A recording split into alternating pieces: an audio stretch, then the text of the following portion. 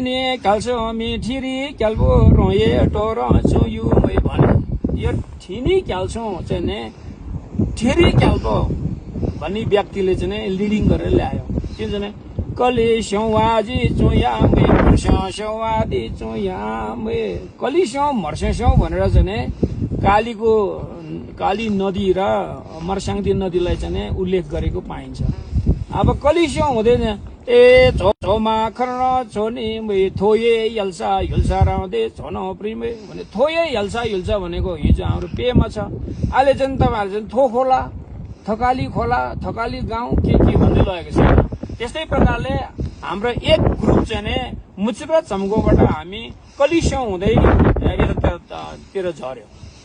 अर्को ग्रुप चाहिँ त्यही बस्यो निकै समय बसेको छ। अनि त्यसपछि अर्को ग्रुप चाहिँ थोराङलाई हिमाल चढेर मर्स्याङतिर झर्यो। मर्स्याङ भनेको अहिलेको हिसाबमा मर्स्याङदी नदी रहेछ।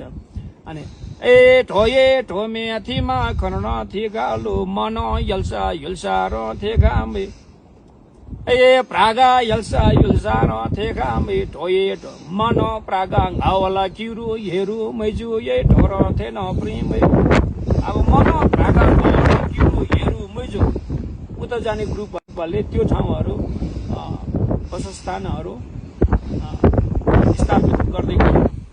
अनि मैजुमा गएर ठुलो गाउँ बस्यो। त्यहाँ मैजु जुन पारिपट्टि होवापले भिर्छ भने वारिपट्टि गाउँ बस्यो। अहिले चाहिँ मैजु देउरली भन्छ।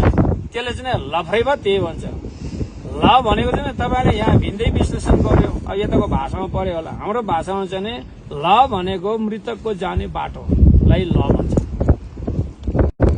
ए क्योर याबे लामी तोये लागो बाकी केडो याबे लामी तोये क्योरलो याबे लामी तोये लागो बा थरलो याबे लामी माथि जाने कसको बाटो हो, तलतिर जाने कसको बाटो हो, दाहिने जाने कसको बाटो हो, बायाँ जाने कसको बाटो हो भनेर सोद्धाखेरि मृतकले हामीले सोध्छ। त्यहाँ आएर तलबाट हामीले सोल लिएर आउँदाखेरि हंस लिएर आउँदाखेरि अनि त्यहाँ आएपछि हामीले चाहिँ ल क्यों यहाँबाट लम्छु यो हजुर जाने बाटो यो हो भने बाटो पछ्याएर हामीले लिएर जान्छौँ।